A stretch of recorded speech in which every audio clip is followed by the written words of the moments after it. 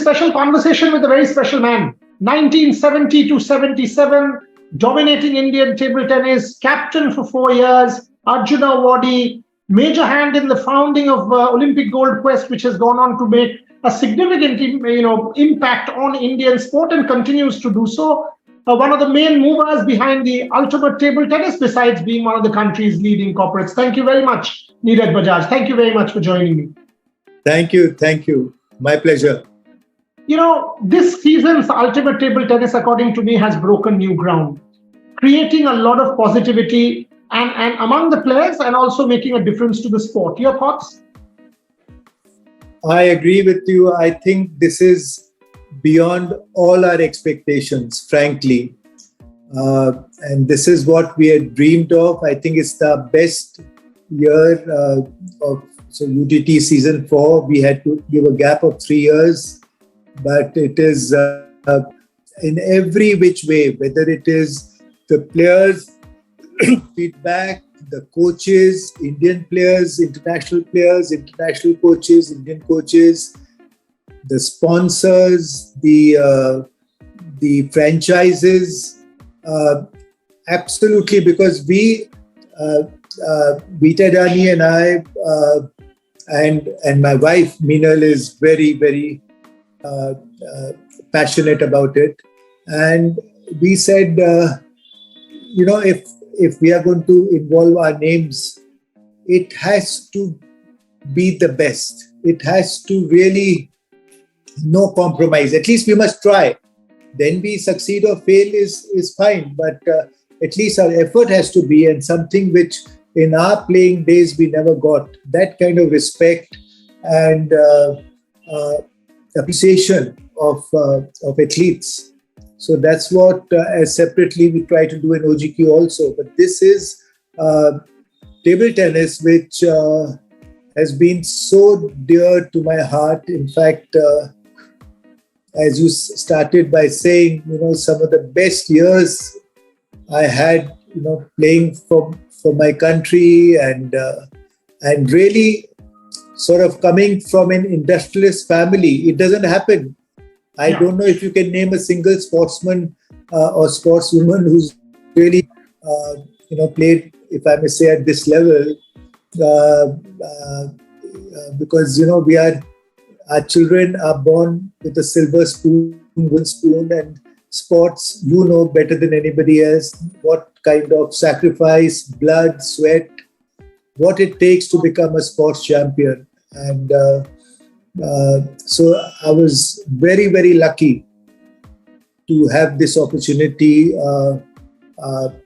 coming from a non-sports family or background, if I may say, and to get this chance to lead the country and all kinds of things. And then, of course, I left as Indian number 1, captain of the Indian team at the age of 22, which was, nobody does that. But by that time, I had great years playing for the game, and I always wanted to give back.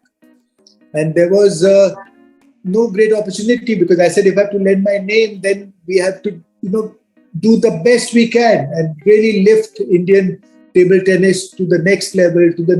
And it's not that we can't do it, because the talent is there. It's just that we have to give them the opportunity. Mr. Bajaj, tell me something. I mean, now you've done OGQ, now that you're doing UTT. According to me, Indian sport is on the cusp. Table tennis medal at the Olympics, for example, Satyan and Manika, there's an outside chance. We are now winning at the Asian Games. We won at the Commonwealth Games.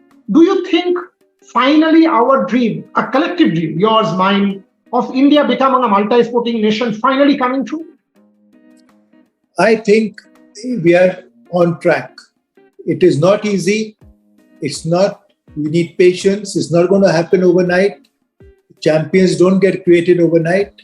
In table tennis, there are, say, 130, 140 countries vying for that 1 medal and 2 medals. So it's not easy. But we have to keep trying, be on track, give our athletes the best opportunities, the best of everything. And that's what, as you are very well aware, we try to do in OGQ on one side. And there we had 300 plus players in various disciplines, all ultimately with that one aim to get those Olympic medals. And the same in table tennis. Now, table tennis is not easy at all. The Chinese dominate, but we are getting there. We are getting there. And in fact, let me say that my dream for Indian table tennis is to get that Olympic medal. I retired at that time. There was no table tennis in the Olympics. So I never got a chance to play the Olympics. And, it's always a dream that, yes, one day an Indian player will get an Olympic medal in table tennis. And that's what is great. There's no other axe to grind. That's our only motivation.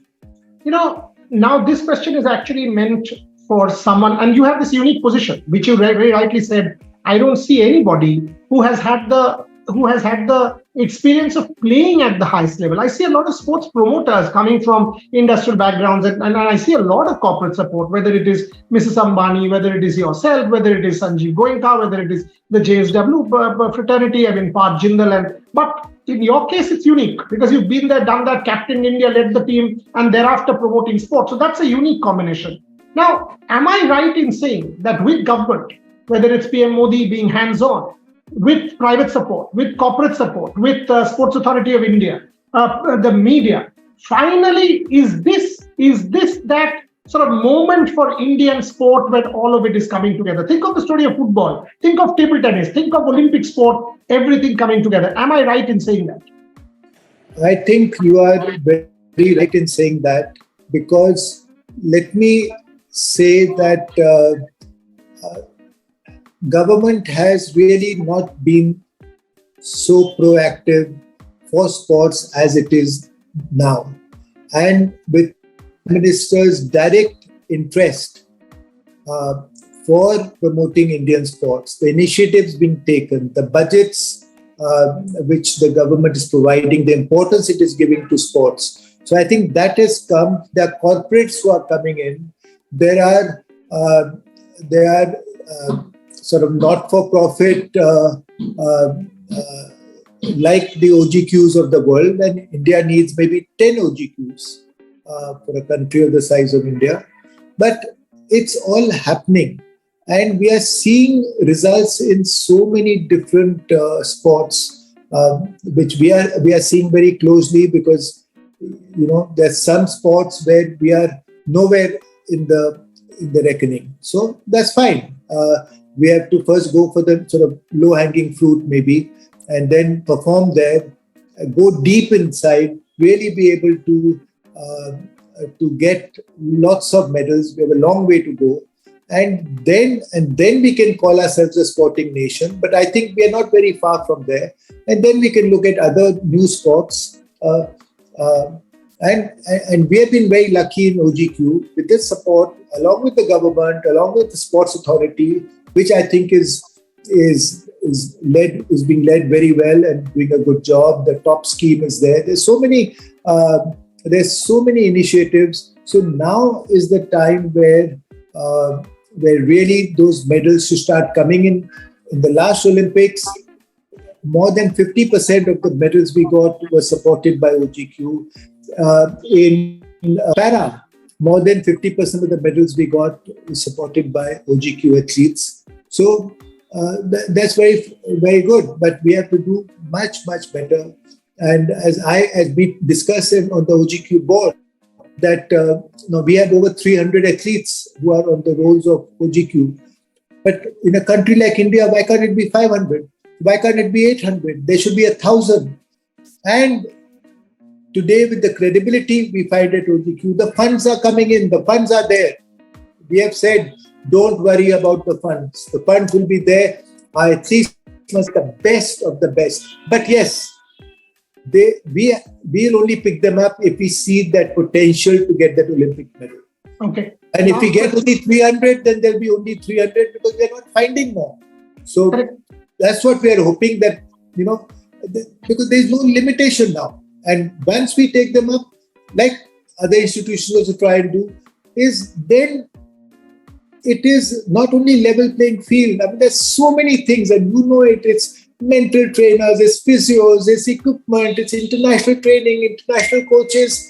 I mean, what it takes to make a champion. So everything will be made available. There'll be no compromise. And that's what we are frankly trying for table tennis also. Last question for you. Last question. And you mentioned para, and that's the question that ultimately for me, while at one level, I mean, the vision of an Olympic gold quest or a RevSportz or anybody for that matter, the multiple OGQs of the country, for the lack of a better term, is winning an Olympic medal.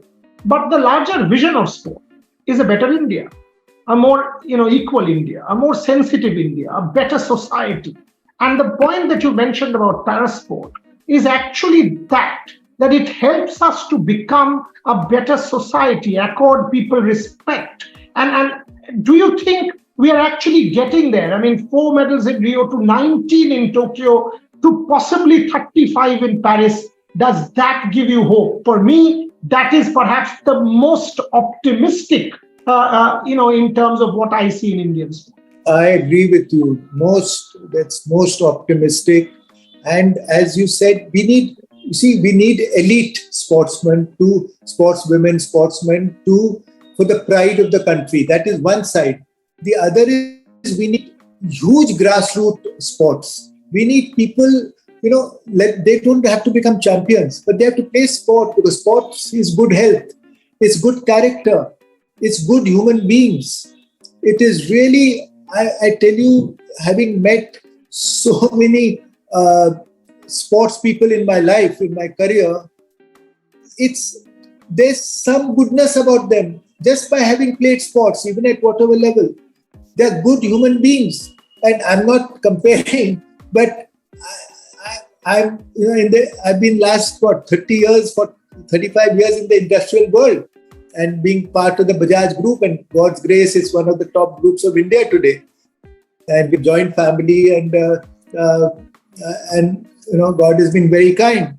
But you sometimes see, and it's not fair for me to say that, but the quality of people, the kind of people, I'm just saying, I met in the last few days when I was in Pune for the UTT, the kind of sports people, what quality on that side, and then you meet some of the best specialists. You meet, people in industry, people in business, and I've actually found a difference. If they played some sport in their life, not competitive, but just sport in their life, they are a better person to deal with. They're more fair, they're more straightforward, they're more decent as compared to those who have not. So that's why what you said is it's grassroots.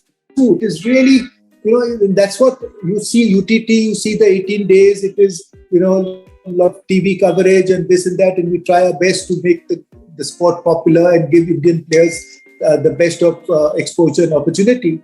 But throughout the year, quietly what we do is for the grassroots, for clubs, for, how we can, support table tennis, wherever it is being played, where it is being genuinely promoted and people are doing it for the love of the game. We are saying, we are there. Right from Table Tennis Federation, whatever we can do, we are trying to do. And luckily in this case, when sort of Vita, and they spends a lot of time, mix with her team, very professional, very, very good teams. Because my problem is I have a time issue, so I'm not able to spend so much time. So that's why I didn't get involved till now. But last few years, when they came to me and said, look, we want to take table tennis to the next level, and we need you to come in. And I said, this kind of a thing, I'm happy to lend my name, and we'll do whatever the game requires. Then we will not compromise. And that's why today, so many people I met in Pune in the last couple of days, and even I could go before for the league matches. And they said what UTT is doing, what we are trying to do is really the sports people themselves, the whole ecosystem. They said, really what is being contributed, this is our great chance. So okay. I agree with what you have said. I'll leave it at that, because that's the whole idea of this interview. Celebrating the sport, celebrating the contribution, corporate India coming together. And yes, I spoke to Vita Dani, and I'm deeply appreciative of the effort that is going in from her standpoint and her team and you because ultimately all of you has to come together for a better India. And I can't agree more. It's not simply any type of performance sport. It's sport for all, sport for development. And that's when a country becomes a better country. Having studied sport for a living, having done a doctoral dissertation on sport, I would say this, that if a country gets better in sport, we will be a better country. And Niraj Bajaj, you're making that happen in whatever way you can. Thank you very much for your time. Deeply appreciate you joining me. Thank you very much. Thank you so much. I appreciate it. Thank you. Thank you.